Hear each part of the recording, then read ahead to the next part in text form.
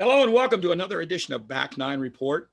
I got to apologize right off the bat here. I've had a case of laryngitis.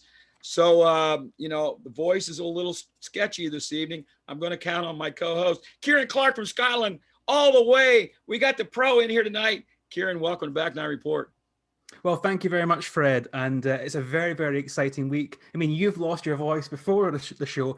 I'll probably lose it after the show or during the show, hopefully not, because there is so much to discuss. We have, after 2 years, Fred, we have the Open Championship back on the schedule, back at a really classic venue and with very sizable crowds as well. So it will feel like a genuine major championship. And it sets up really, really excitingly. There aren't too many clear, obvious favourites. Jon Rahm's the real standout. But apart from him, a lot of the guys are jostling there for position, aren't necessarily at their best. So it's a very wide open championship. And I think it bodes for a really, really intriguing week. So I'm just glad to have the Open back. I think we missed it last year, and to have it back this year, and again, having it back, but in a way that's relatively normal, I think is very important too. If it was there last year and there was no fans there, it would feel very dead, very, just a sanitized version of the Open. But having one here that's more pure, more normal, it should be a great show. The final men's major of the year, and I think it has all the makings of being a classic. Yeah, first of all, I want to say that we're sorry Carlos couldn't join us, and I know this is killing him because he loves when there's some majors on. He loves when you come on, and it just adds to the excitement of the week. He's in Puerto Rico taking care of some personal things, and he just can't get a good connection down there. Well, Fred, I actually have a theory on this. I think the Puerto Rico story is actually fake. I think it's a false story. I think Carlos is just feeling a little bit depressed that Hideki Matsuyama is not in the field this week, and that's why he's stepping out. That's it. That could very well be, but I'm pretty sure he's there because we tried to do some stuff a couple of days ago and he couldn't make it work. So anyhow, we're going to muddle on. And you mentioned there when you opened that this is kind of an iconic venue. Talk a little bit about Royal St. George's. Tell us what we need to know about Royal St. George's. Well, first of all, it is the oldest Open venue in England. As we know, the Open Championship began in Scotland at Prestwick Golf Club and obviously in St Andrews and Musselburgh Golf Course as well. But Royal St George's was actually the first time the Open went south down to England. And it can't really go much further south than this. I mean, it's actually quite an isolated venue from the rest of them in terms of the current rotation. So Royal St George's is in a small town called Sandwich in Kent, southeast of London, right on the English Channel, and it's very isolated compared to the other venues. Because you think about the venues in Scotland that are very close together, the ones in the northwest of England, like Lytham, Birkdale, and Hoylake, they're all very close together. But Royal St George's is very isolated, and actually, it's actually closer to Germany than it is to any of the other current Open venues. So it's a really unique venue in that sense, in terms of its geographical location. The first Open there was back in 1894. It's hosted more Opens in England than any other venue. It's a really, really intriguing golf course. It's one that sometimes divides opinion a little bit. But in terms of the way it plays, it's a truly pure links golf course. It has been a little bit, it used to be a lot quirkier than what it is now. I think back in the early days, it was very undulating, very bouncy, and a lot of vagaries to it, inconsistencies. And I think that has been slightly lessened as time has gone on, but it's still, as far as, bounces and so on, this is probably about as pure a golf course as you'll see for links golf in England. So a great venue, a very diverse list of champions here through the years. As we know, Darren Clark won here a decade ago. We've seen Ben Curtis win, Greg Norman, Sandy Lyle, going back to the likes of Henry Cotton and Walter Hagen, Harry Varden. Some great names have won here. And it's a golf course that it doesn't seem to favor one kind of player more than any other. It's a very unique golf course in that sense. It's about keeping the ball in play, and it tests every facet of your game, particularly your mental game as well, because it is undulating fairways, so inconsistent bounces, take the rough with the smooth. So it rewards a player who has a complete links seaside game. And that makes it really, really exciting for a true, if you love links golf, this is a really good example of it. And it gives you the good bits and the bad bits, and a really great venue. So Fred, first of all, it's an iconic venue for the history there, going back a very long time now. As far as English venues go, this is up there. It might be the ultimate Open venue in England for its history and for its location too. So it sets up really well. And I see having those fans there this week will will really create a charged electric atmosphere, and it gives us a taste of the Open, how it used to be. Because really, when you think about it, the last time we've had crowds of this number at a major championship was really the Open Championship 2 years ago at Portrush. We haven't had that since then. So it's a big moment, I think, for not just British golf or British sport or even European sport. I think it's actually a really important event for the world game of golf to have a championship like this, of this stature, dressed and presented in the way it should be. It's a big moment for the game as we try and emerge from the pandemic. Yeah, you mentioned a little bit quirky. Royal St. George's kind of is that. And you mentioned some players, some of the past winners there, Kieran Clark, Ben Curtis, who got his only major, Greg Norman, Sandy Lyle, Bill Rogers. If you look at some of these guys, they were kind of ultimate ball strikers, really good iron players. Do you feel like maybe the really good iron players have a little bit of advantage here, like maybe a Xander Schauffele or a Colin Morikawa or maybe even a Patrick Reed? Well, I think the reason for that is because on these fairways, which are typically very undulating, you don't get very many even lies on these fairways. So the ball will be above your feet, below your feet, side hill lies, uphill lies. And that is a slightly different test to what a lot of these players are used to week in, week out, when the fairways are like pool tables, basically. These ones are a little bit different. And I think that ultimately will favor players who can manufacture shots with their irons. Obviously, keeping the ball in play here is very important because it's not a long golf course by any means whatsoever, but it's very undulating. So the fairways, even though they're not US Open width, they are effectively narrower what they actually appear because the ball runs off them quite significantly, particularly in some of the holes. And the rough here this week is actually quite thick and dense. There's a video of Bryson DeChambeau the other day, Fred, on a practice round trying to hack out of the rough. And obviously he's the strongest player in the game, and even he struggled to get out of some of this stuff. So if you're wide off the tee, you're going to be in trouble. But keep the ball in play. And again, some of the greens here are quite undulating for a links golf course. So, and if the wind's into play as well, then certainly if you're a ball striker, you can manufacture the flights of your shots, keep them low, hit them high, fades, draws, particularly off these uneven lies in the fairways. That, to me, identifies a really, really good ball striker, a really good iron player, as you say, Fred. And you look at the guy who won here 10 years ago, Darren Clark. Iron play was by far the best part of his game, always has been. And you look at the likes of, Sandy Lyle, Bill Rogers, way back in the day as well. I mean, they were great iron players. Greg Norman was obviously known for being a fantastic driver of the golf ball, but he had an all-round game too. And actually his win here back in '93 was probably, that had been the best performance of his career, certainly in a major championship it was. So yeah, I think the good iron players will succeed here, but I think as well, keeping the ball in play is always essential. And obviously an Open Championship week, Fred, as we all talk about the conditions and so on, is always really, really important. But looking at the weather forecast as it stands, the course is a little bit greener than perhaps what the R&A would typically want it to be. There's been a bit of rain down the southeast of England for the past few weeks, so it's a bit greener, a bit lusher. That's why the rough's quite thick. But that said, from this point on, it was wet today. We were recording on Monday. It was wet on Monday during the practice round. There's a storm that flew overhead. But for the rest of the week, it's to get drier and sunnier and warmer. And it's going to be really, really lovely weather for the actual 4 days of the championship. So the course, which is unusual for an Open. We're not used to that. Well, yeah, it's going to be nice for a change, and consistently nice too, Fred. And so the course will firm up a little bit over the 4 days. Temperatures are in the low 70s all 4 days. The wind looks fairly consistent, about 15, 16 miles an hour. So that's enough to keep the players interested. There shouldn't really be often in the Open we talk about how one half of the draw gets lucky, the other half doesn't. That's not going to be the case. This week it looks fairly consistent all throughout the championship. So no one really has any excuses here. The conditions will be fair for everybody. So that, again, it sets us up for a really, really intriguing week. But this is a golf course where it demands strategy, it demands patience, because you've got some good lies and some bad lies, but also, demands really good ball striking. And I think that's why you've seen the players that we have play well here in the past, where if you can manufacture shots, you will do well here at Royal St. George's. And really manufacturing shots, using your imagination, and then having the execution to actually fulfill that vision.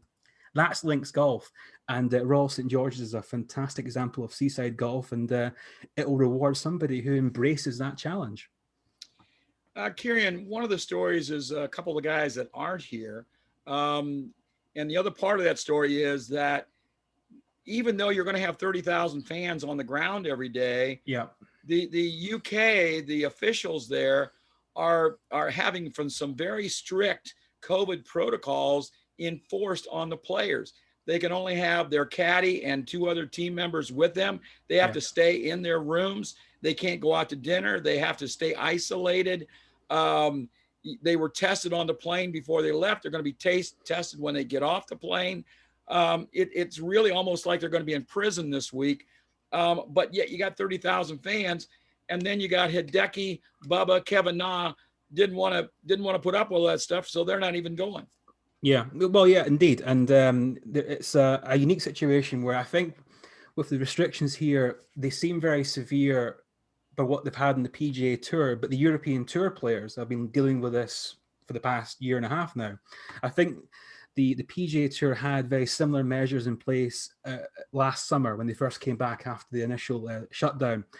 So it does, for a lot of the PGA Tour players based in the US, it does feel like a stepping back in time to what they were doing last year.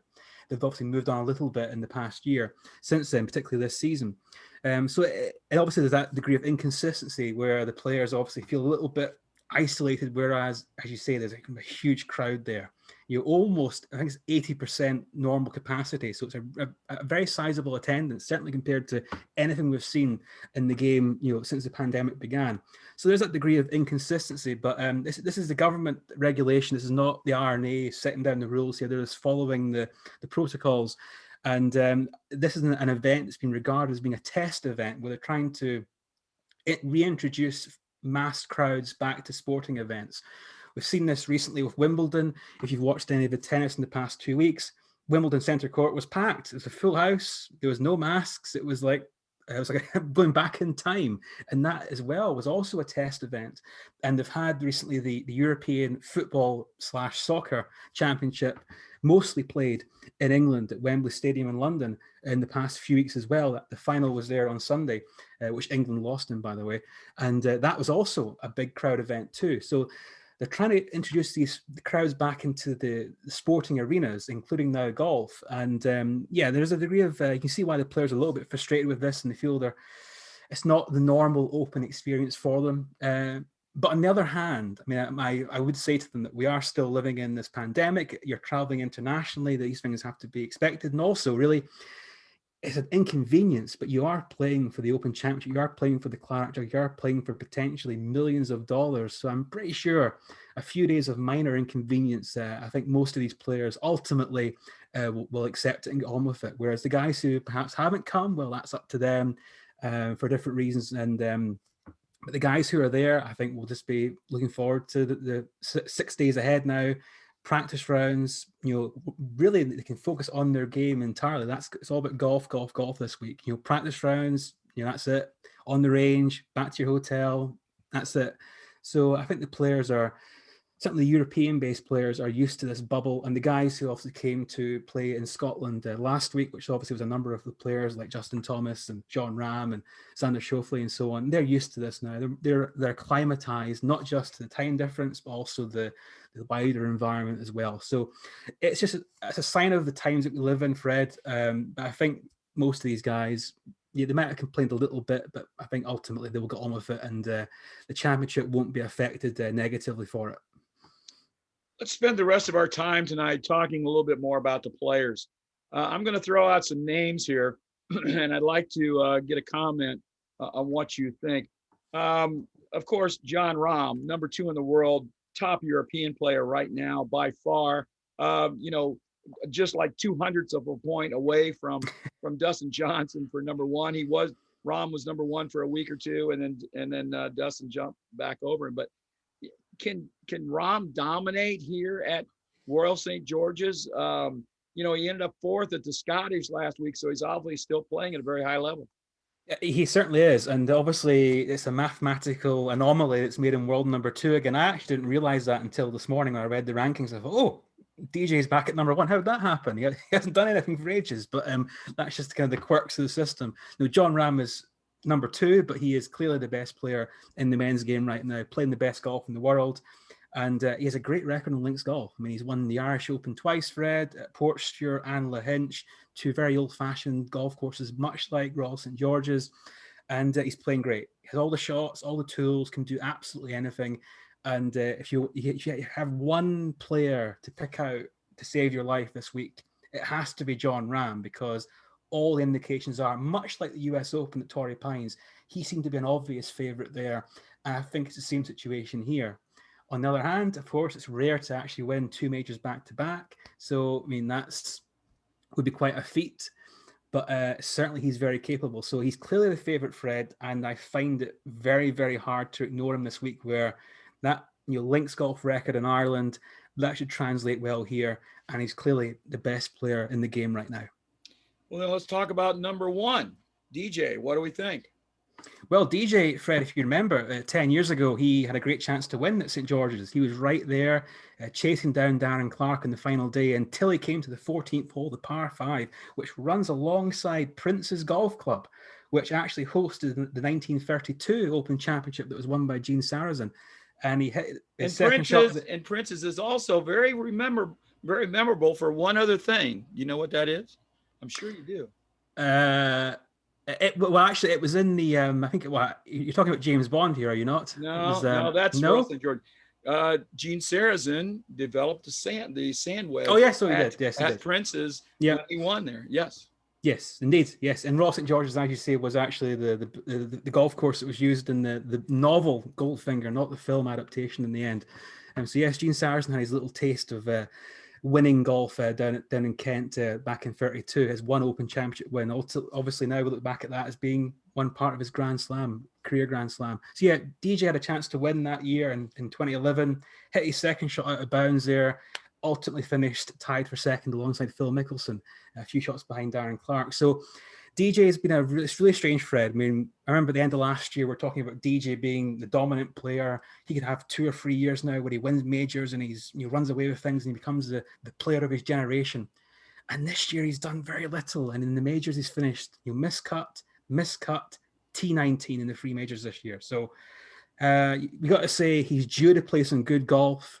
He's played well here before. He's a wild card player for me, where I don't know what to expect from him, Fred. I'm not sure what you think, but to me, he's due to play well soon, but I'm not sure it's going to be this week. Yeah, DJ's been up and down a little bit. You're exactly right. He hasn't been as consistent as he was 2 years ago when he was really dominating. I don't know what the problem is with that. Maybe he's not practicing as much. Maybe he's not as focused as much. I don't know. I think he would like to have an Open Championship win. Yeah. And you know what? He's solid enough all through the bag. This could be a good place for him. Mm-hmm. And he doesn't show any frustration. He doesn't let his emotions show. But if he gets some of those bad bounces where it bounces off into the deep rough or misses it, out of the fairway and into the rough, that could wear on him over 4 days, and it might get to him a little bit. I don't know. But yeah, I don't really like Dustin Johnson this week as much as I would like Jon Rahm. No. What about Rory? Is he going to show up? I mean, is this a good course? He missed a cut last week. Yeah. What is going on with our guy Rory? Well, I mean, will the real Rory McIlroy show up this week? Will he turn up? I mean, there's 2 Rory McIlroys right now. There's one that's still pretty good, and the other one's not so good. I think the trouble is he's not sure which one's going to turn up. So we saw obviously the Wells Fargo Championship there when he came through and won that event. Really not at his best, but he still won there. The US Open seemed to be a real step in the right direction. Finally contending in a major again. It's been a long time for him. And I think he was a little bit unlucky actually there in the final round. A couple of bad breaks, didn't quite happen for him. Still played quite well for the most part. But since then, obviously 2 very disappointing finishes in Ireland and Scotland. So it shows that there's an inconsistency to his game. He hasn't quite got these changes with Pete Cow and his coach now embedded in. It's not quite there. But that said, I mean, Rory McIlroy at 80% of his ability is still better than most golfers. And that's why he won the Wells Fargo, not quite at his best ball striking wise, but he still managed to win. So Rory McIlroy, not quite at his best, is still better than most. Is he good enough at that level to win the Open Championship? I'm not sure he is. This on paper would not seem to be a golf course that would favour him. But that said, if he has a good start on Thursday, as he did at Torrey Pines, a solid round, builds on that, then you never know, because he's generational talent. He can do absolutely anything. I think I mentioned DJ as a wild card golfer. Rory McIlroy is the enigma this week. He could do absolutely anything. The golf course is still relatively soft by links golf standards. It's not like Carnoustie 3 years ago or Muirfield in 2013. So Rory should find a lot of joy from that. But again, he has to keep the ball in play. If he does that, he's mentioned hitting some irons off the tee this week, going back to what Tiger did at Hoylake back in 06. Just keep the ball in play. If he does that, you never know. But I think for Rory, it's a case of just try and build what he's doing with his game, contend, play well, and see where he goes. But I don't see him winning this week, Fred. I think Rory's next major win is still a little bit away. But obviously, in terms of the story, it'd be hard to beat that if he managed to surprise us all and come through and win here. So with Rory, Fred, big question mark, but you never know. Could be if he wins, I wouldn't be shocked. If he misses the cut, I wouldn't be shocked either. So it's that 50-50 call here. I'm not sure what you feel about that, but I think Rory right now he's just not quite consistent enough, I think, to probably win here. How many drivers would he have to hit around? Probably only 4 or 5 drivers at the most. Yeah, I mean, obviously a couple of the par 5s, he would definitely take driver on those. A couple of long par 4s. Say the wind, it depends obviously what direction the wind's coming in, if he's into the wind or not. But I think Rory could easily get around here for 3 wood, or a 2 iron maybe has that in the bag and keep the ball in play. There will be some run in the fairways, particularly as the week progresses, as it's going to remain dry and warmer and sunnier, so it will burn out a little bit. So yeah, he can. All these players really are long enough to get round here without going to the driver. But obviously, if the driver is your best club in the bag, and Rory historically it has been, I think it's sometimes hard to avoid that temptation when it's your best club. It's like DJ and so on. It's like, yeah, I'm so good with the driver. I want to hit that. So if Rory can, be smart and strategic, then he could do well here because there's, he's still so good. And as I say, even not at his absolute best, Rory at 80% is still better than most players in the field. So you never know. I mean, as I say, I think this golf course really it's about positional play, ball in the fairway, try and find the right part of the fairway. And if you do that, then it's all down to the iron play, as we mentioned at the start of the show. And we all know when Rory's on, his iron play is obviously stupendous. So, I think the big question for him is just strategy and then having a good start on Thursday. If he does that, then he can easily build into contending again, as he did last month at the US Open. Brooks Koepka. I mean, we've seen him struggle with injuries over the last year and a half, but he seems to show up. Even when he can't bend over, he's still in contention. He's in contention at the U.S. Open. Big tournaments, he shows up. I'm a believer. If Koepka's in the field, you got to talk about him. He's a factor.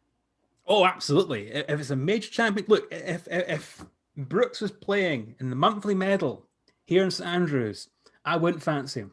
No, I haven't. He's not going to win that. The Open Championship, though, oh yes.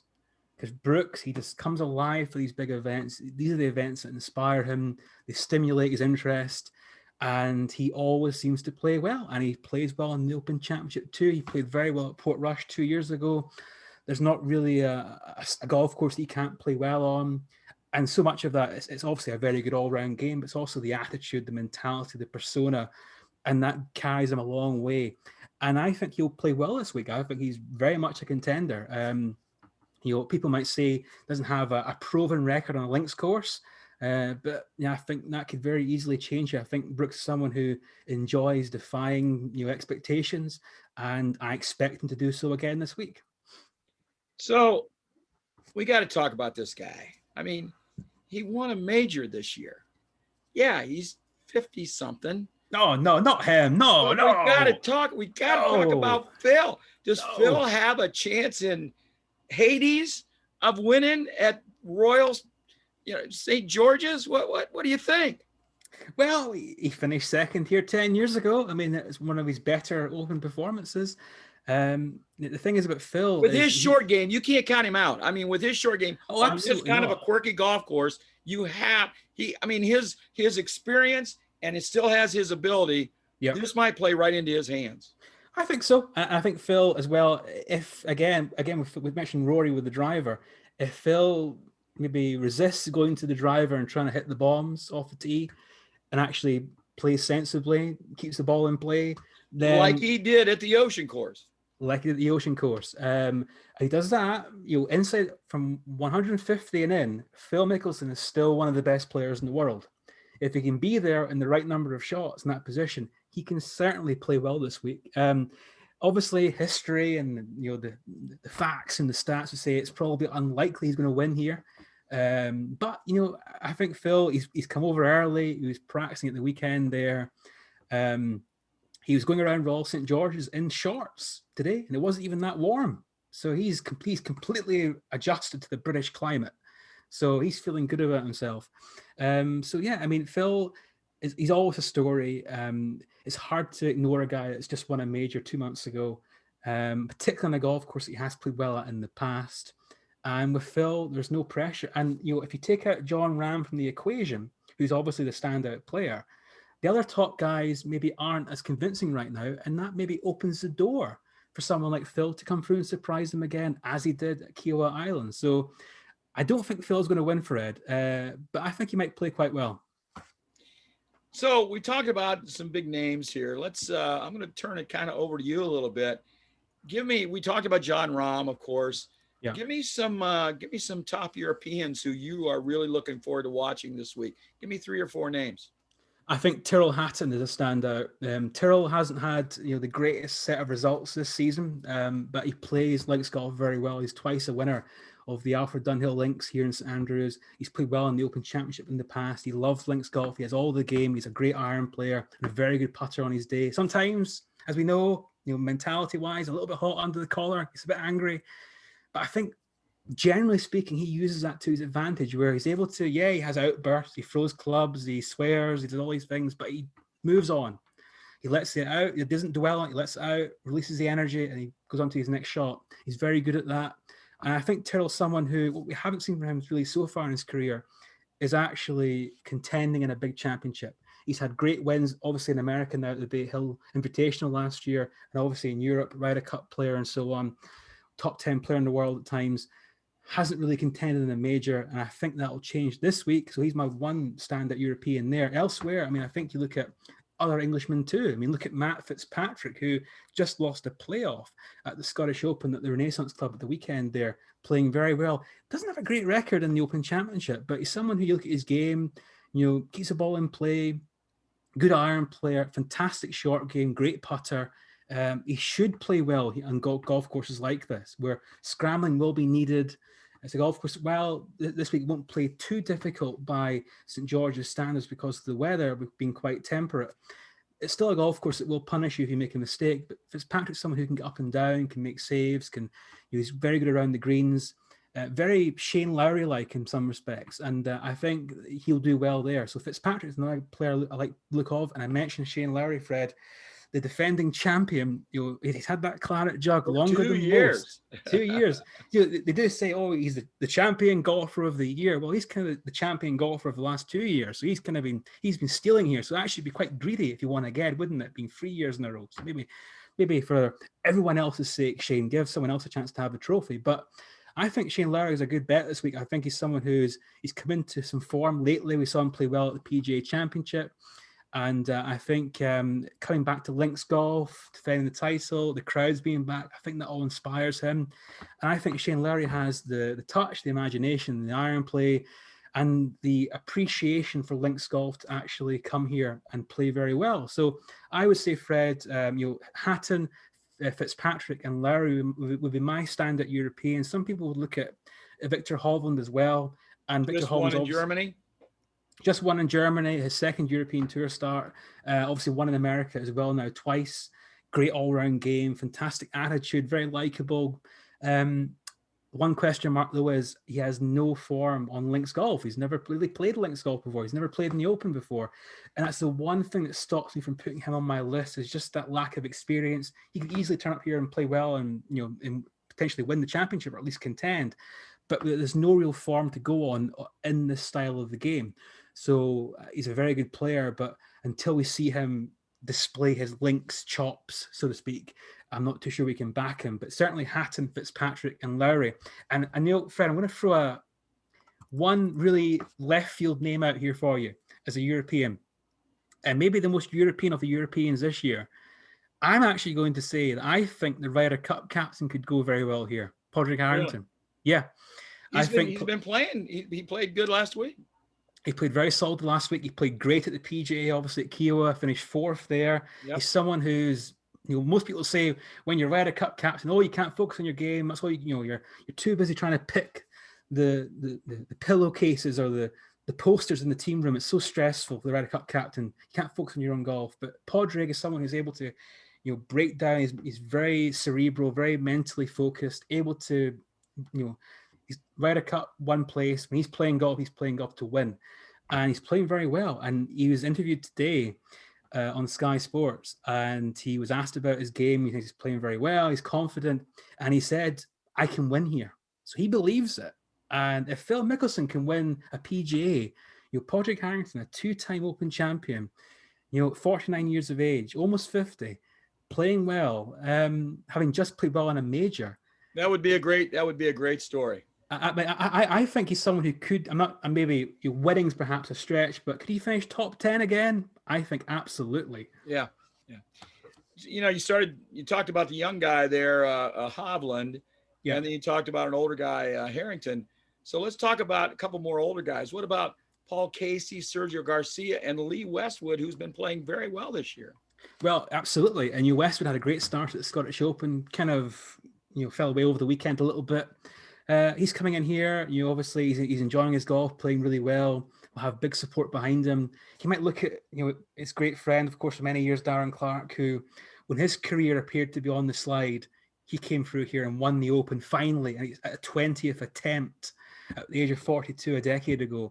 Lee's obviously a bit older than that, even more appearances. Hasn't won that major, has done everything else in the game. Unbelievably good player for so long now. Longevity is a great attribute to have, and he has that in spades. It'd be probably in terms of the story, it'd be probably top of the list if he could win here this week. Could certainly go well. Paul Casey, you watch Paul Casey play, you think, how can this guy ever play bad golf? He's just such a good all-round player. I'm not convinced links golf's quite his thing. Hasn't always shown up too well in the Open, but he enjoys coming back to England. He enjoys playing well. He's looking forward to representing Britain at the Olympic Games in Japan as well. So he's feeling pretty good about himself. Those two stand out. And Poulter, of course, is another one who played very well at the Scottish Open too. Will enjoy having the home crowd behind him. And Sergio has a fantastic Open record. And the thing is about Sergio, if you asked somebody 5 years ago, what major is Sergio Garcia going to win? I think everybody would have said the Open Championship, not the Masters. And that's just somehow the way it's turned out. I think Westwood and Casey and Poulter are potential contenders. In terms of one other older guy, Fred, what about Richard Bland, who's been the story of the summer? Won his first European Tour event at the Belfry, has played very well since then, had those 2 fantastic days at Torrey Pines. He's coming in here on just, supremely confident. Euphoria. He's playing the best golf of his life. He now has the confidence and the validation of a win. He's been playing well every single week, really, since he won at the Belfry. It's probably a stretch for him to actually win here, but he can certainly play well. Surprisingly, for a guy that's been around for so long, he's only played in a 2 or 3 Open Championships before this, so doesn't have much major experience. So, I think the English guys. The Open Championship, Fred, people have always kind of said that it's the one major where the older guys have a chance because it's not all about length, it's not about power. So much of it's about intelligence and strategy and thinking your way around the golf course. We've seen that play out an awful lot in the past decade with the likes of Clark winning, Mickelson, Els winning again, of course. Even Stenson wasn't a rookie when he won in 2016. So, and Zach Johnson, of course, at St Andrews. We've seen older players tend to do quite well here because it rewards, it's a thinking man's game. And I think that's why the older players do well and why they might very well do well again here this week. Let's talk about a couple of Americans. Justin Thomas played pretty well in Scotland. I think he ended up with an 8th place finish. He didn't play that well on Sunday, but he played well up to that. Also, Justin Thomas is a guy to me that can manufacture some iron shots. Mm-hmm. I could see Justin Thomas doing very well at Royal St. George's. I can too, and I'm actually surprised. Looking back at Justin's record, his Open record has been very uninspiring, and it surprises me because he's someone who, as you say, Fred, is a great iron player, and the Open, so much of it is about iron play and hitting the ball under the wind, riding the wind, hitting into the wind. It's a shot maker's kind of environment, and to me, Justin Thomas with an iron in his hand is one of the best around at that. So it surprises me that he hasn't always done too well on this style of golf. Maybe it's that little bit of the bad bounces occasionally. Justin's a little bit, again, the temper isn't too far away. Maybe that's affected him there, or maybe it's just experience. So I can see him playing well this week. I think Justin Thomas is obviously disappointed a little bit this year in terms of the majors, hasn't really contended, and that surprised a lot of people.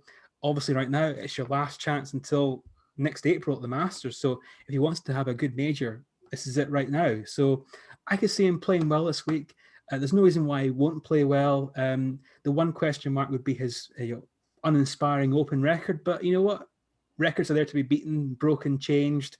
So I think Justin Thomas could be one of the standout Americans this week. I'm going to give you three younger guys here right now. If you had to choose this, the best guy in this championship to root for right now or to pick, if you're going to lay some odds down or put some bets down, Scotty Scheffler, Colin Morikawa, or Xander Schauffele? Oh, Fred, you do this to me. That's such a hard one to call. I think all three guys have a lot of good attributes. I'm going to rule out Morikawa. Scheffler played surprisingly well in the Scottish. I think Scheffler, I've watched some footage of him today down at St. George's. He's enjoyed manipulating the ball with the driver, hitting it very low stingers and so on. He seems to really embrace his style of golf. So I think Scheffler could do well this week. The one question mark with him is, of course, he hasn't won on the PGA Tour before. A great player, hasn't crossed the line. Is that an issue? I'm not sure. Morikawa. I'm like you. I see him top 10. I don't see him winning, but I see him having a good week. I think so too. Morikawa, great iron player, has all the tools, but I think watching him last week at the Renaissance Club, I think he really struggled on the links greens. He's really putting poorly. That's the thing that's holding him back is this putting. Yeah. He's got to figure this out. He definitely does. And I think, generally speaking, that does hold him back. But I think especially here on these greens, which he's not used to playing on at all. He's never really played links golf before. He's such a great iron player. He might be the best iron player in the field right now. Oh, absolutely. I mean, I think, in terms of, if you could pick, I think it was actually Brandel Chambly who tweeted the other day, if people saying, if you could create, the composite golfer to try and emulate what Tiger was like in the year 2000, in terms of iron play, Morikawa would be that player. Yep. He's absolutely the best player in the world right now in terms of iron play. But the trouble is, he just doesn't take advantage of the opportunities that he gives himself. And I think, having watched him putt at the Renaissance Club last week, which aren't really undulating greens, these ones at St. George's are more undulating, so they are slower. They run a little bit differently than what the grasses do in America. So I think it's hard to see him finding the magic touch on the greens to really win this week. So for me, out of the three of those guys, I think Xander Schauffele has to be the one that's the most likely winner. He has a great all-round game, has a good record on links, played very well, almost won at Carnoustie 3 years ago in his debut, I think that was. And played well in Scotland last week too. Someone who, you watch him play, such a fantastic player, has rebounded quite well, I think, after the Masters. He's had good finishes, obviously, at the US Open and the Memorial as well, I think, too. So a good all-round player, one of the, certainly top 10 player in the world.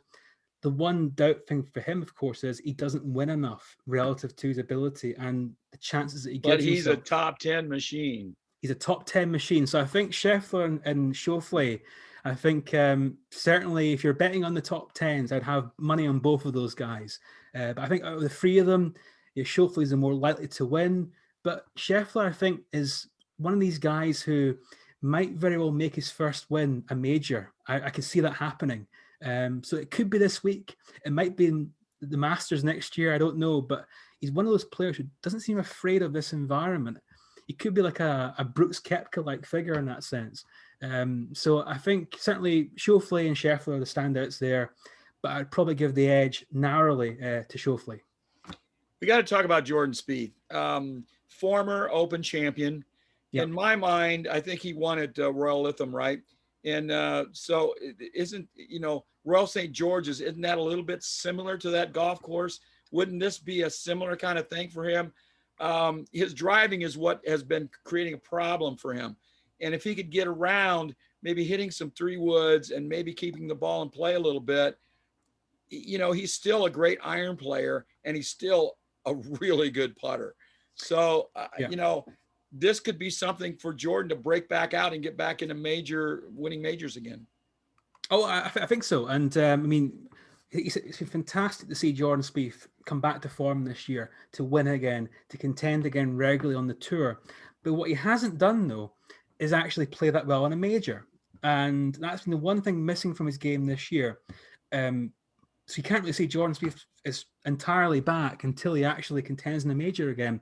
And you mentioned he won at Royal Birkdale in 2017. Birkdale, okay, sorry. Yeah, Birkdale, yeah. They're all very close together up there. So Birkdale's a little bit different from St. George's. The fairways are much flatter there, far fewer uneven lies and so on. So much more of a fair golf course, you say, and that kind of the quotes around the word fair. But golf was never meant to be fair. So that's, that goes out the window. So, but Jordan Spieth, as you say, great iron player and enjoys links golf too. I mean, he almost won at St. Andrews. He won at Birkdale. He almost won the following year at Carnoustie when he wasn't even playing that well. He was there right in the final day, in the final group, alongside Schauffele. So absolutely he could play well this week. And interestingly, and it's great, probably the best stat guy in golf, you see him on social media, is Justin Ray, who's done a great article on the PGA Tour website this week, picking out strokes gain trends on links courses in the past 5 years. So since, you mentioned the putting there, Fred. So since 2015, Spieth leads all the players in the Open Championship in scoring average and rounds in the 60s, which is 12, and one putt. He's had 145 one putts in the Open in the past 5 years. And he's also a whopping 2 strokes gained per round. And he's significantly better on putting and scrambling. So he enjoys links greens. He's a great iron player. The question mark is, can he keep the ball in play? Because the rough here is quite thick. If he keeps the ball in play, he absolutely will play well this week. And I think Jordan is due to play well in the major. He's done everything else this year apart from play well in the major. And I think I personally would like to see it this week. Could he win? Absolutely. But I think for Jordan, the first step would be just get back into that top 10, top 5 mode in the major, just having that chance to win again in a big, meaningful championship. And if he does it this week, it would be a success. And you know what? I think he will probably have his best major showing in some time. Will he win? I'd like to see it. Not so sure. I still think there's a little bit it's just 1 or 2 really bad shots in his game at times. And I think this course, even though the conditions are quite favourable, I do think this course has enough penalties there in terms of the bunkers and the rough and the greens to kind of, punish you if you are a bit wayward. So I think he will play well this week, but winning, I'm not so sure. Okay, I'm going to throw 3 older guys out at you. Who do you like of these 3? Okay. Ricky Fowler, Stuart Sink, and Matt Kuchar. Well, I mean, Stuart Sink, obviously a former champion. Matt Kuchar was very nearly a champion, of course, when Jordan Spieth stole it from him, really, at Birkdale 4 years ago. But I want to see Ricky Fowler play well this week. Ricky Fowler is someone who has got a good record on links golf. I remember watching him at St. Andrews 11 years ago now, hard to believe. When he made his debut there, he finished, I think, 14th. Then the following year at St. George's, he turned up in terrible weather, had the worst half of the draw, and he played some fantastic golf and finished 5th. He's played well since then. He finished 2nd at Royal Liverpool behind Rory. He's won the Scottish Open at Gullin Golf Club on our links course a few years ago as well. He enjoys his style of golf. He's a great iron player, loves to shape the ball. He's got good imagination. I think he will find, obviously his game's been lacking a little bit of consistency. We have seen some good signs recently, of course, where he played well at the PGA, some good results as well around that. I think Ricky just needs to find a little bit of confidence, a little bit of self-belief. And I think coming over here to the UK, to England, to an environment that he enjoys, he likes his style of golf. It's more free, creative. It's not so much about swing mechanics and hitting the perfect shots, but hitting the right shot for the right moment, more visual. And I think that suits Ricky Fowler. So I could see Ricky Fowler being a real strong outsider this week. I mean, for him to win would be quite an upset. I think Ricky Fowler this week he'll move in the right direction again, and he'll have a positive week and he'll play well. So I think from those guys, and it's probably a little bit harsh to put Ricky in with Stuart Sink and Matt Kuchar. It's not quite that old yet. He's been around forever, but he's not quite there yet in terms of the years. But, Fred, I'm not sure about you, but I think Ricky could do quite well here. And you know what? I think it'd be very popular, and I would like to see him play well because I think the game is better when Ricky Fowler's doing well. Before we get to our picks, there's one more guy we got to talk about. You touched on him earlier. And I know who it's going to be. The big bomber. We got to talk about Bryson. Do you see him being able to do anything at all? Well, you know what, Fred? I am incredibly intrigued by Bryson this week because we haven't seen Bryson come to a links course since he became Bryson 2.0. When he was Bryson 2 years ago at Portrush, he was half the size he is now. So the new Bryson coming here. What is his approach? What is his strategy? Is he going to try and overpower the golf course? I think that would end very badly. If he tries to overpower Royal St. George's, I see him going home early. I think that would be a terrible ploy for him to go for. Can he resist it though? Is he so obsessed with this route to success that he will only play one way? If he does that, then I cannot see him contending. But surely he's intelligent enough to realize that just keep the ball in play. Your all-round game is good enough. Here's a guy that doesn't need a driver at all at Royal St. George's. He can use a 4-iron probably. Absolutely. Off the tee and get it out there 280 and just be in the fairway someplace or just trickling into the rough and be better off. But I tell you, you know what I've seen though? His wedge play has just been atrocious the last 2 months. It really has declined. Absolutely atrocious. For a player of his caliber, I've never seen a player of his caliber have such a poor wedge game right now. And the thing is, Fred, I mean, go back to when he won the US Open around that time. His wedge game was fantastic. It was. It was phenomenal. And it's just declined so much, as you say, in the past, really since the Florida swing. When he went there and he won, obviously, and he at Bay Hill, had that great run at the Players' Championship. Since then, I mean, his game has declined, and obviously he got into that great position at the US Open. And I mean, that final 9 holes was astonishingly bad. I mean, he said he was unlucky. I mean, how unlucky can you get? I mean, that was 44 on the back 9. My goodness. Yeah. So there's definitely an issue of his game right now where it's just not all quite in sync. But what's he been doing the past couple of weeks? Will this different challenge that he's facing, will that maybe lead to a different approach? Will that help his game? I think it's complete unknown. But I do believe that if Bryson turns up and tries to be Bryson, then he will be found out very quickly. If he uses his intelligence and realizes that he has to keep the ball in play, be sensible, then he's such a good player, obviously. He could do quite well. But I just feel that it's one of those things where I think Bryson has become so obsessed with his method and he's almost stubborn around it. And I'm not being too critical because it has been successful for him. But look at the greatest players of all time. They've always been able to adjust their game to the situation.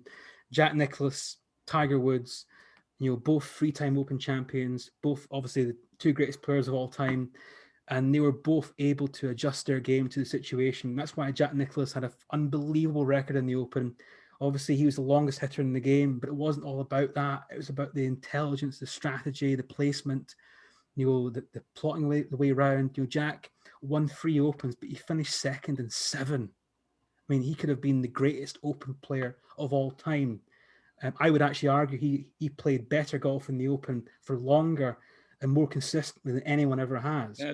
Peter Thompson had a pretty good record in the Open.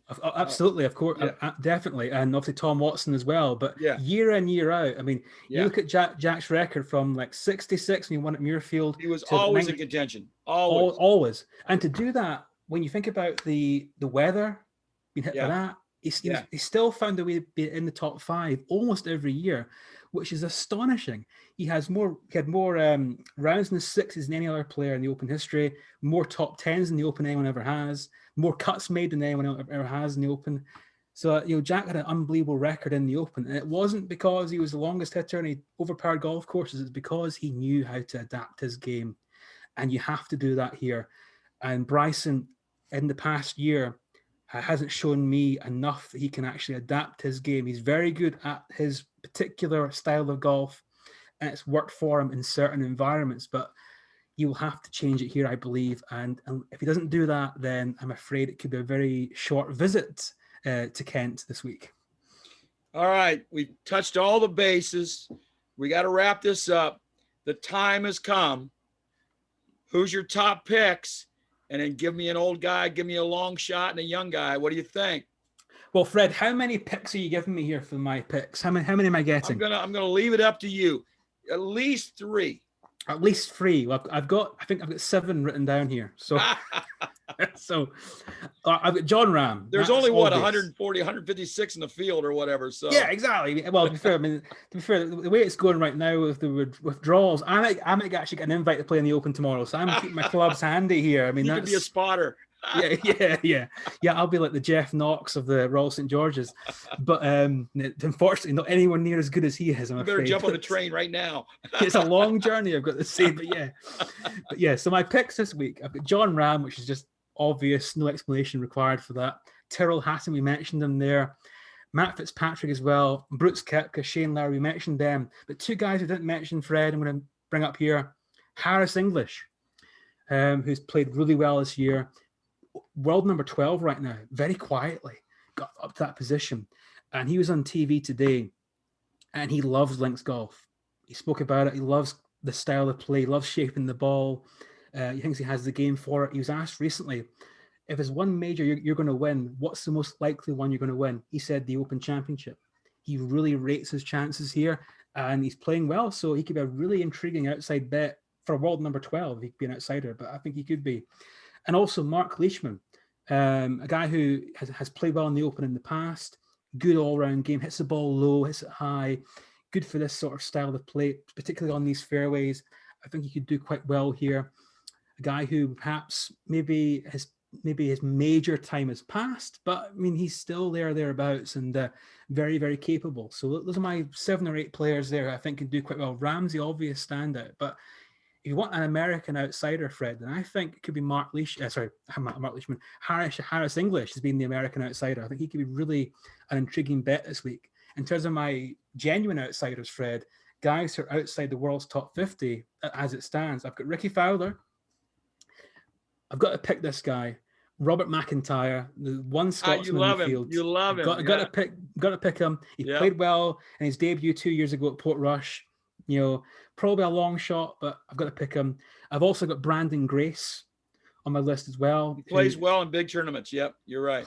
Plays well in big tournaments. Plays very well in links golf. Former Dunhill links champion. Shot 62 at Royal Birkdale 4 years ago. The guy that shot the lowest round in the major and did the Open Championship. Played well recently at the US Open. He could do quite well here. And then my 2 veterans, I mentioned them earlier. Richard Bland, kind of the story of the summer on European Tour. And Padraig Harrington, a guy who people will say, he has no chance. I can't win here. But Padraig is someone who has always been able to maximize his potential. He got more out of his game than what his talent really was. And those guys are always dangerous because they're grinders. They believe in themselves. They go fight over every single shot. And he has confidence. He's playing well. We've seen that this year. So Padraig has the experience, the ability, and the mentality. And a bit like Phil, gets into position to win. I don't think Padraig Harrington would be afraid of that. I think he would embrace that opportunity. So those are my outside picks. So I've got my favourites, Fred, are Rahm, Hatton, English, Leishman, Fitzpatrick, Koepka, Lowry, and my outsiders, Fowler, McIntyre, Grace, Bland, and Harrington. So it's over to you, my friend. Yeah, that's a pretty nice list. I too, you got to pick Rahm. I mean, he's got to be at the top of every list. You didn't mention DJ in there. You got to give him some love, right? I don't know that he's going to win, but he's going to be up there. Also, I really like Rory this week. I think he's been laying in the weeds. I think it's time for him to show up and have a good week. I really do like Rory, playing in Europe. Yeah, it's England, it's not Ireland, but still, I think he's going to have a good week. And I really like Xander Schauffele. I love him a lot. I think this is a good track for him with the kind of game that he has. Yeah. And my long shot guy here and a little older guy, Ryan Palmer. He played well in Scotland last week. He's great off the tee. He's great with the irons. He can manufacture shots, and he's been putting pretty decent. So I really like Ryan Palmer on this track. It might be his one shot to get a major here. So that's kind of what I got for you, Kieran. Any other thoughts before we wrap this up? Well, I'm just intrigued, Fred. I mean, obviously we're coming here to the Open Championship after 2 years away. And obviously it's a different experience for you over in the US, watching this really play out in the morning for you. So what's your routine like when the Open is on TV over in America? Well, I'm in the office working in the morning, so I got the TV on. It's behind me. So I got the TV on watching. And then on Saturday and Sunday morning, I'm usually watching for at least an hour or 2 hours, getting the high points. Now on Sunday, I'll be watching. I'll be glued to it. So, I'll be up, have a little breakfast, a little coffee, and we'll be watching that right through lunch. So, yeah, I'll be excited. It'll be great. Well, I think that's the thing that makes the Open stand out, really, is that it is different. I mean, it is the one major outside the US. It's a very particular style of golf, mostly found in the British Isles, of course, links golf. And it's different. It has that great history to it, that unique atmosphere to it, that wonderful amphitheater in the 18th with the stands all around and yellow scoreboard and all this stuff. And we'll have a taste of that this week with the big crowds they're going to have. I always have the live scoreboard up, the big yellow scoreboard on my computer. I've always got that tab there. I keep going back and forth. Got to have the big yellow scoreboard. Absolutely, it's iconic, and I think the event itself, is iconic. I mean, it is just a great championship. It's to me, there's in my mind, the two majors that stand out every year are the Masters and the Open Championship by far. I think they're just streets ahead of the other two, and really any other event in golf. I think the two of them there's just something very unique and distinctive about both of them. And this, to me, is, the Masters is obviously a certain kind of tournament, a small invitational at one golf club, whereas to me, the Open is golf's greatest championship and the most intriguing one because it's the most unique one of the bunch. And I think this week could be really exciting because I think the golf course is very underrated, actually, by a lot of people. It's one of the great venues. I think just having those fans there, we enjoyed having the crowd we had at Kiowa and at Torrey Pines and the little crowd at the Masters. But to have, 3 times that really here at St. George's, I think we'll really notice that this week. I think the fans will be really fevered and up for it. And I think the players will respond to that too. And you mentioned the likes of Rory and so on. Rory might feel inspired by that because he's not been great in the behind the closed doors events. So I think there's a potential here for a really classic Open, and hopefully it delivers because I think we've waited long enough for it and all the ingredients are there. We just need the players to turn up and play well and give us a great show. And you know what? I think they will. So the 149th Open, Fred, I mean, you've been around for a lot of them, but I think this one here, not all of them, it has to be said, but a lot of them. You know what? I've been alive for almost half of the Open Championships. And you know what, Fred? And the thing is, that's even you've actually probably out in terms of Open Championships. You've probably outlasted old Tom Morris by now. That's you see, he didn't last too long after they started it, so only 40 years or so. So you outlasted him, so that's something. But no, I think this could be really, really good, and I'm hoping it delivers because I think the potential is there for a classic Open, a classic major, and maybe a sign of a little taste of normality again. And hopefully when we get towards St. Andrews next year for the 150th Open, it's back to complete normality. But I think this will be a step in the right direction. And hopefully the golf reflects that too. Well, Golfaholics, that wraps up our Open Championship preview from Royal St. George's. We want to thank, as always, our European golf guru, Kieran Clark, for filling in tonight, coming in and giving us his perspective. We always appreciate it. Kieran, thanks a lot, as always. and we're going to be we'll be emailing back and forth, I'm sure, with some thoughts and on how it's going. So thanks a lot, Golfaholics. We hope you enjoy the coverage and enjoy the great golf. Until next time.